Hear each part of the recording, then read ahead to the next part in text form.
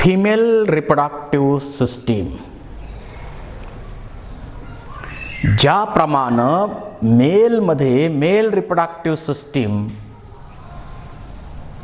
आणि त्या रिप्रोडक्टिव्ह सिस्टीममध्ये स्पर्म्स तयार होतात, मेल सेक्स हॉर्मोन्स तयार होतात आणि स्पर्म रिलीज करण्यासाठी वेगवेगळे ऑर्गन्स पण त्याच्यामध्ये असतात. फिमेलमध्ये आहे female reproductive system and female reproductive system consists of pair of ovary. ओव्हरीची पेअर आहे, प्रायमरी सेक्स ऑर्गन आहे फिमेल मध्ये. त्याच्यानंतर ओव्हिडक्ट, पेअर ऑफ ओव्हिडक्ट किंवा फॅलोपियन ट्यूब त्याला आपण म्हणतो. त्याच्यानंतर हा पार्ट जो आहे त्याला आपण म्हणतो युटेरस.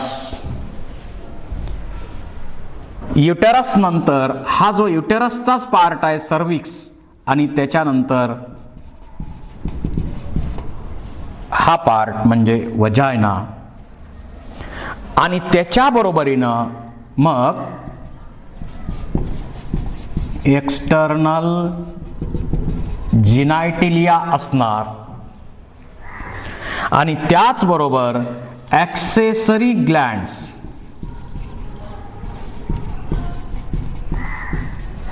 यामध्ये मॅमरी ग्लँड आणि Bartholin gland. Female reproductive system consists of pair of ovaries, ओव्हरीची पेअर, ओव्हिडक्टची पेअर, सिंगल ओम किंवा युटेरस, सिंगल ओम किंवा युटेरस, त्यानंतर वजायना, एक्सटर्नल जिनायटिलिया आणि ॲक्सेसरी सेक्स ग्लँड्सच्या या सिस्टीम बरोबर असोसिएटेड आहेत मॅमरी ग्लँड्स आणि Bartholin glands. Pair of ovary, these are present on either side of uterus. युटरसच्या दोन्ही साइडला ओव्हरीची पेअर आहे. यामध्ये 3 सेंटीमीटर एवढी लांबी आहे आणि 1.5 सेंटीमीटर याची विड्थ आहे.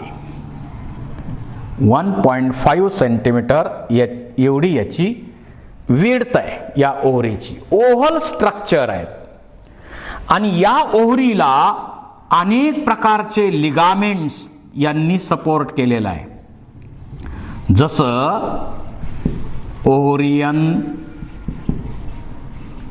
लिगामेंट, त्याच्याबरोबर सस्पेन्सरी लिगामेंट, इथं ओव्हरियन लिगामेंट, सस्पेन्सरी लिगामेंट आणि पेरिटोनियम चा फोल्ड आहे इथं. या पेरिटोनियमच्या फोल्डमुळं सुद्धा ओव्हरी अशा सस्पेंडेड आहेत.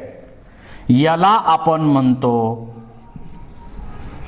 मेसोव्हेरियम.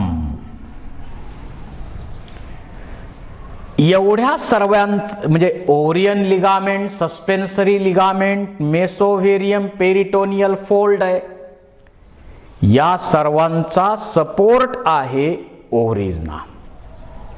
हे प्रायमरी सेक्स ऑर्गन्स आहेत. मेसोडर्मल ओरिजिन आहे, मेसोडर्मल ओरिजिन आहे, आणि या ओव्हरीमधून फिमेल गॅमेट, ज्याला आपण काय म्हणू, फंक्शन काय याचे, तर फिमेल गॅमेट तयार करणे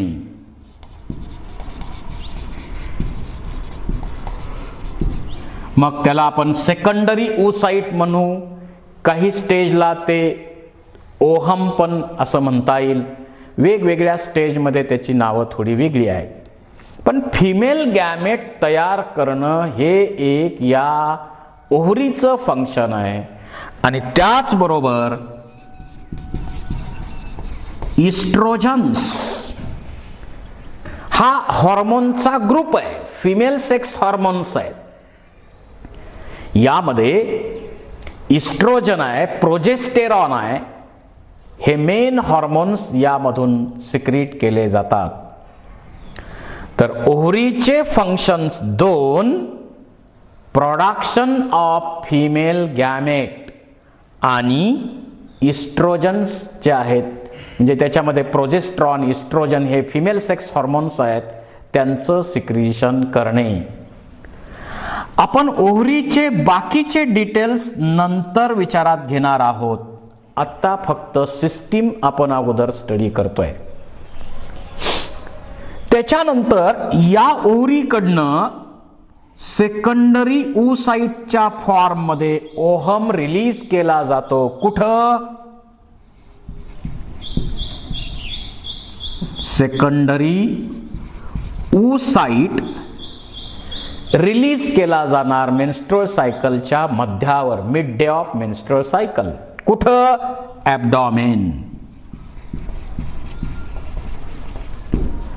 ॲब्डॉमेन मध्ये दर महिन्याला एका ओव्हरीकडनं, या महिन्याला या ओव्हरीकडनं, तर पुढच्या महिन्यात या ओव्हरीकडनं, कारण अल्टरनेट ओव्ह्युलेशन यांच्यात होत असतं.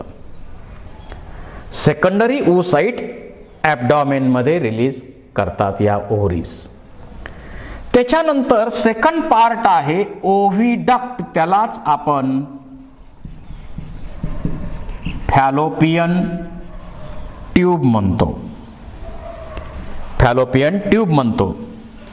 याला मेसोसॅल्पिनक्स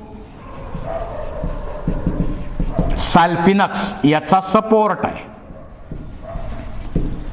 पेरिटोनियल फोल्ड मेसोसॅल्पिनिक्स त्याचा या ओव्हिडक्टला सपोर्ट असतो.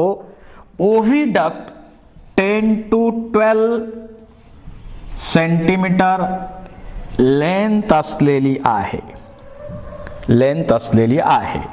आणि या ओव्हिडक्ट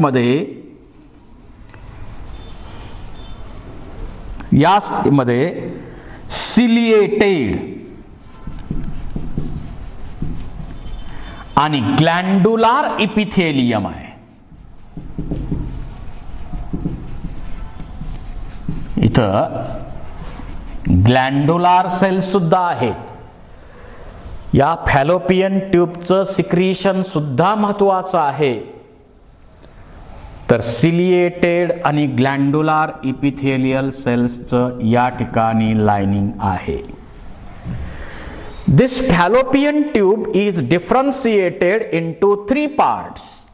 जो पार्ट या युटेरस बरोबर कनेक्टेड आहे त्याला आपण म्हणतो इस्थमस. हा मधला जो पार्ट आहे की ज्या ठिकाणी फर्टिलायझेशन होतं त्याला आपण म्हणतो ampulla. It is a site of fertilization and beginning of embryonic development. म्हणजे क्लिवेज फॉर्मेशनची प्रोसेस सुद्धा या ठिकाणी सुरू होते आणि फर्टिलायझेशन सुद्धा एम्पुला रिजन मध्ये होत असतं. त्याच्यानंतर हा पुढे गेल्यानंतर असा फनेल शेप्ड पार्ट दिसतो. याला म्हणायचं इनफंडिबुलम.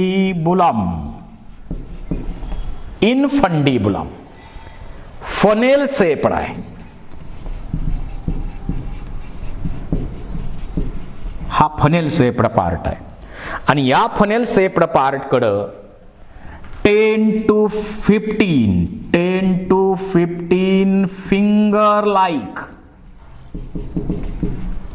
स्ट्रक्चर दिसतात. त्याला आपण म्हणतो फिम्ब्री. अशा समजा हा इस्थमस आहे, एम्पुला आहे आणि हा पार्ट आहे इनफंडिबुलम. त्याच्यामध्ये असे फिंगर लाईक स्ट्रक्चर असतात, त्याला म्हणतो आपण फिमरी.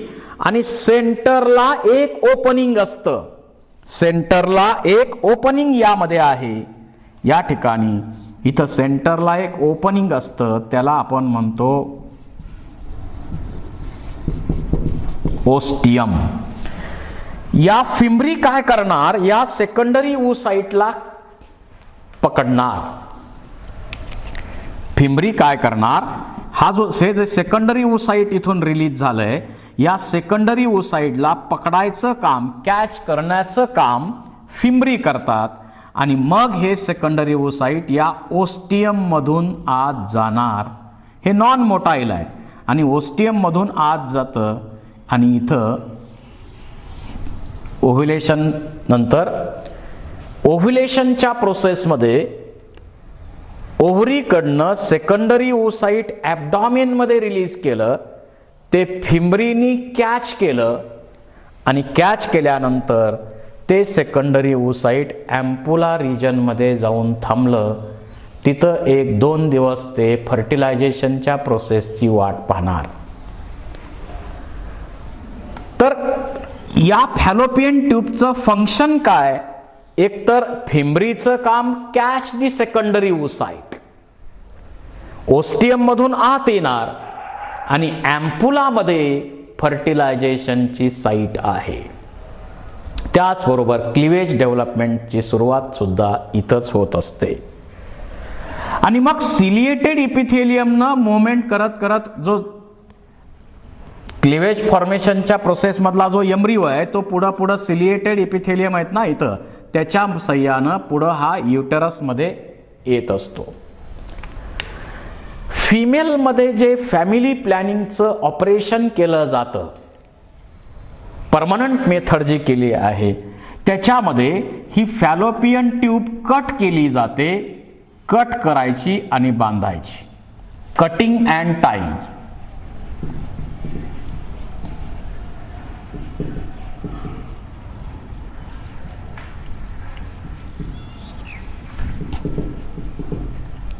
कटिंग अँड टाईंग, कट करायची आणि बांधायची. या ऑपरेशनला नाव दिलेलं आहे, या कट करण्याच्या या ऑपरेशनला नाव दिलं आहे tubectomy. Cutting of fallopian tube, that is called as tubectomy.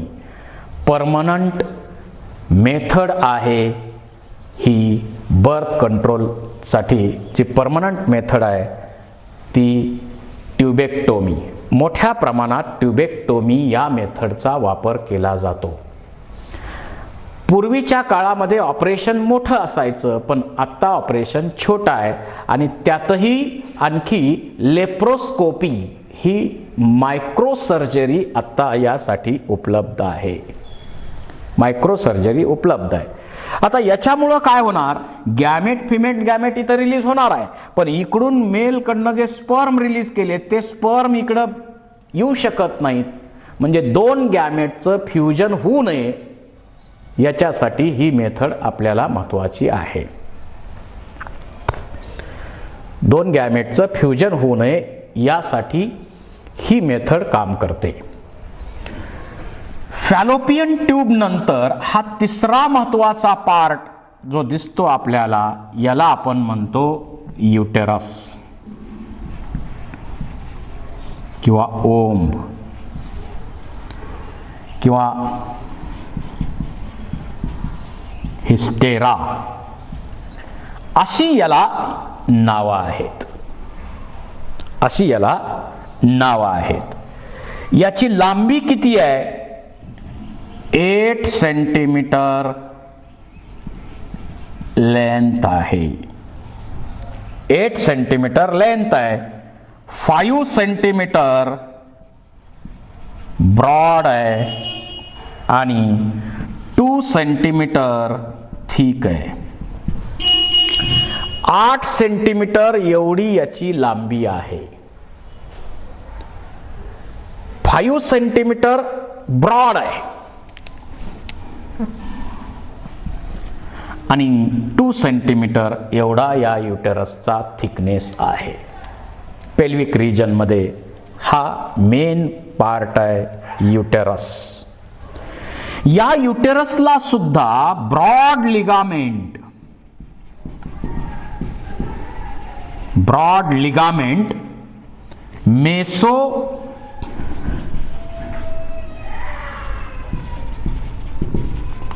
मेट्रियमचा support आहे. हे हायली डिस्टेन्सिबल आहे, म्हणजे मोठं होऊ शकतं. जर प्रेग्नन्सीमध्ये हे युटरस मोठं 500 पटीनं हे मोठं होऊ शकतं प्रेग्नन्सी पिरियडमध्ये. असं हे हायली डिस्टेन्सिबल आहे स्ट्रक्चर. यामध्येच 9 महिने ज्या डेव्हलपमेंट होणार आहेत त्या बेबीच्या, पहिल्या 8 आठवड्यापर्यंत त्याला आपण एम्ब्रिओ म्हणतो. 8 आठवड्यापासून जन्मापर्यंत आपण त्याला फीटस म्हणतो. जन्म झाला, न्यूली बॉर्न जे बेबी असेल त्याला आपण इन्फंट म्हणतो. वेगवेगळ्या स्टेजला वेगवेगळी नावं आहेत. या युटेरसचा हा uppermost dome shaped part आहे, त्याला आपण म्हणतो फंडस. हा पार्ट आहे बॉडी, आणि हा जो पार्ट आहे त्याला आपण सर्विक्स म्हणतो. फंडस डोम शेप्ड पार्ट दिसतो तो फंडस आहे. मधला मेजर पार्ट आहे तो बॉडीचा आहे, आणि हा सर्विक्स पार्ट आहे. आता हे सर्विक्स जो आहे त्या सर्विक्समध्ये सर्वात जास्त पॉवरफुल मसल्स असतात. इथं इंटरनल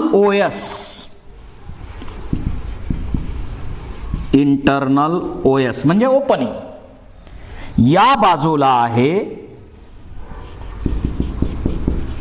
एक्सटर्नल ओपनिंग, आणि हा जो मधला पार्ट आहे, हा मधला भाग आहे, त्याला आपण म्हणतो सर्वायकल कॅनॉल.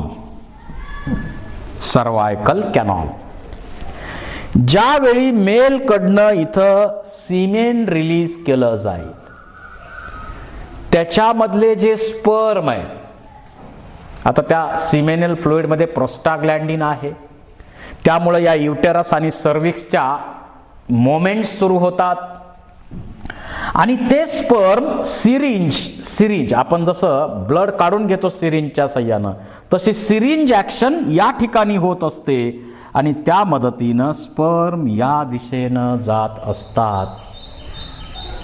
त्याच्यासाठी सर्विक्स हा अतिशय महत्त्वाचा पॉवरफुल मस्क्युलेचर असलेला पार्ट फिमेल रिप्रोडक्टिव्ह सिस्टीममध्ये आहे. इंडियामध्ये फिमेलमध्ये सर्वायकल कॅन्सरचं प्रमाण सर्वात जास्त आहे. सर्विक्स कॅन्सर अनहायजिनिक कंडिशनमुळं सर्वायकल कॅन्सरचं प्रमाण इंडियामध्ये सर्वात जास्त आहे. या युटेरसचं लायनिंग आपण पाहिलं तर या युटेरसमध्ये सर्वात बाहेरचं लायनिंग जे आहे, कव्हरिंग जे आहे, याला आपण म्हणतो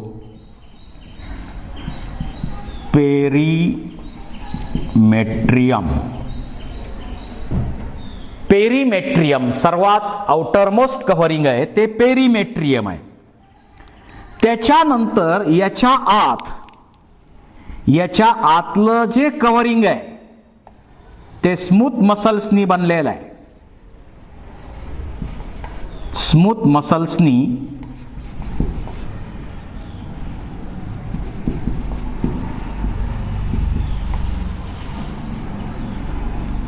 हे कव्हरिंग बनलं, त्याला आपण म्हणतो मायोमेट्रियम.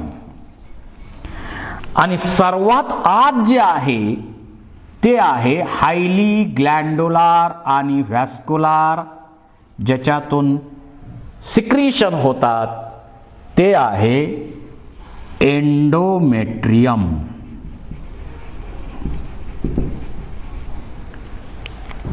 बाहेरचं पेरिमेट्रियम, मिडल मायोमेट्रियम, इनर एंडोमेट्रियम असे 3 कव्हरिंग्ज यामध्ये असतात. 3 लाइनिंग्ज यामध्ये आहेत. यापैकी मायोमेट्रियम जे आहेत त्याचा उपयोग मायोमेट्रियममध्ये स्ट्रॉंग कॉन्ट्रॅक्शन होतं ऑक्सिटोसिन हॉर्मोनच्या सिक्रिशनमुळं. पार्च्युरेशन म्हणजे चाइल्ड बर्थच्या प्रोसेसमध्ये या मायोमेट्रियमचा रोल आहे. कॉन्ट्रॅक्शन रिलॅक्सेशन असं सारखं केलं जातं युटेरसमध्ये. वरनं थोडं प्रेस केलं जातं आणि ते बेबी हळूहळू खाली जाईल आणि एक्सपेल होईल. पार्च्युरेशनच्या प्रोसेसमध्ये ज्या लेबर पेन्स, ज्या कळा येतात त्या मायोमेट्रियमचं कॉन्ट्रॅक्शन झाल्यामुळं होत असतात. लेबर पेन्स म्हणतो आपण. ऑक्सिटोसिन त्यावेळी सिक्रीट होत असतं, त्यामुळं मायोमेट्रियम कॉन्ट्रॅक्ट होतं. एंडोमेट्रियम जे आहे ते एम्ब्रॉनिक डेव्हलपमेंटसाठी महत्वाचं आहे. म्हणजे 4थ्या दिवशी तो मोरुला इथं आल्यापासून चाइल्ड बर्थची प्रोसेस होईपर्यंत त्या ठिकाणची जबाबदारी कोण घेतंय? सुरुवातीच्या काळामध्ये नरिशमेंट करणं, नंतर प्लासेंटा इथून पण तयार होत असतो, दोन्ही फिटस आणि याच्यामध्ये प्लासेंटा तयार होतो आणि मग त्या फिटसला नरिश करणं, त्याचं एक्सक्रिटरी मटेरियल घेणं, अशी अनेक कामं इथं केली जातात. या युटेरसचं फंक्शन ते आहे. एकतर एम्ब्रॉनिक डेव्हलपमेंटमध्ये सगळ्या एम्ब्रॉनिक डेव्हलपमेंटसाठी युटेरस महत्वाचं आहे. आजच्या काळामध्ये ज्या पॅरेंटल पेअरला एखादा जोडपा आहे, त्यांना मूल होत नाही, त्याच्यासाठी अनेक पर्याय आहेत. परंतु त्याच्यामध्ये फिमेलचा युटेरस प्रॉब्लेम करतोय असं जर असेल तर ते दुसऱ्या मदरचा युटेरस या डेव्हलपमेंटसाठी घेऊ शकतात. दुसऱ्या मदरचा युटेरस घेण्याची पद्धत आहे. आपल्या गव्हर्नमेंटनं सुद्धा त्याला परवानगी दिलेली आहे.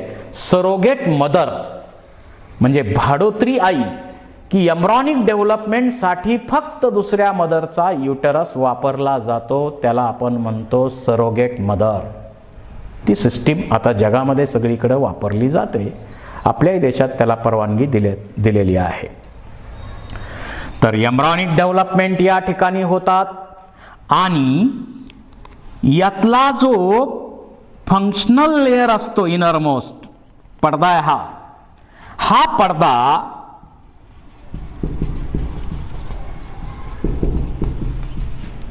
सतत दर महिन्याला तयार होतो, पुन्हा ब्रेक होतो, तयार होतो, ब्रेक होतो, तयार होतो आणि तो डिस्चार्ज केला जातो मेन्स्ट्रुअल सायकलच्या प्रोसेसमध्ये. So it is a site of menstrual cycle also. हे झाले युटेरसचे फंक्शन्स. युटेरस नंतर पुढचा महत्वाचा पार्ट आहे फिमेलचा copulatory organ, vagina. Female copulatory organ vagina साधारण 7.5 ते 10 सेंटीमीटर, 10 सेंटीमीटर एवढी लांबी आहे आणि याच्यामध्ये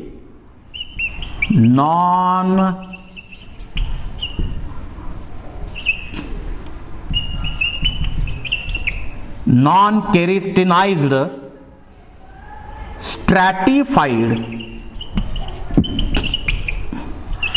इपिथेलियम आहे. नॉन केराटिनाइज्ड स्ट्रॅटिफाईड इपिथेलियमनं लाइनिंग केलेलं आहे. याचं इथं आपल्याला अनेक फोल्ड दिसतात, त्याला वजायनल रज म्हणतो आपण. ह्या फोल्ड दिसतात त्याला वजायनल रज असं नाव आहे.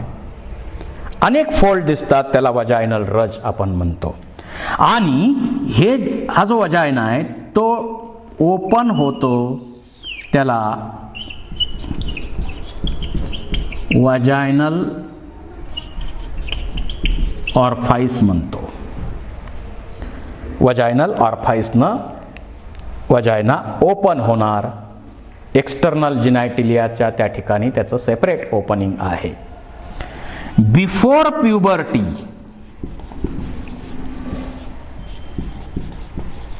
प्युबर्टीच्या पूर्वी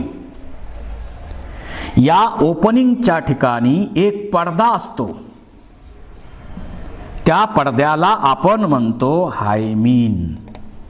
हायमीन नावाचा पडदा आहे. कारण प्युबर्टी पूर्वी हा मार्ग बंद असतो. हायमीन पडदा त्याच्यावर असतो. परंतु पुन्हा ज्यावेळी मेन्स्ट्रुअल सायकल सुरू होईल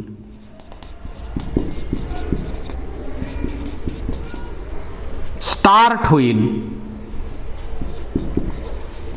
त्यावेळी हा हायमीन जो आहे दॅट बिकम्स परफोरेटेड. आणि सायकलिंग किंवा एक्झरसाइज कुठल्या केल्यामुळं तो रप्चर होतो. रप्चर होऊ शकतो तो. So it is a not presence or absence of hymen is a not sign of virginity. काही समाजामध्ये आजही अंधश्रद्धा आहेत. जर हायमीन असेल तर ती व्हर्जिन फिमेल समजली जाते. परंतु असं नाही आहे. तो पडदा परफोरेट होतो मेन्स्ट्रुअल सायकलमध्ये आणि नंतर तो ब्रेक होतो, रप्चर होतो. सायकलिंग किंवा आणखी स्पोर्ट्स जे असतात त्याच्यामुळं हा रप्चर होऊ शकतो. So it is presence or absence of hymen is a not sign of virginity. ती व्हर्जिनिटीची साईन नाही आहे. त्यामुळं अनेक गैरसमज या संदर्भात आपल्याकडं आहेत समाजामध्ये. या वजायनामध्ये लॅक्टिक ॲसिड बॅक्टेरिया असतात. लॅक्टोबॅसिल आहे. या लॅक्टिक ॲसिड बॅक्टेरिया काय करतात? लॅक्टिक ॲसिड तयार करतात. आणि लॅक्टिक ॲसिड तयार केल्यामुळं इथं वजायनाचं मीडियम जे आहे ते ॲसिडिक ठेवण्याचं काम केलं जातं. आणि ॲसिडिक मीडियममुळं मायक्रो ऑर्गॅनिझम पासून प्रोटेक्शन या वजायनाला मिळत असतं.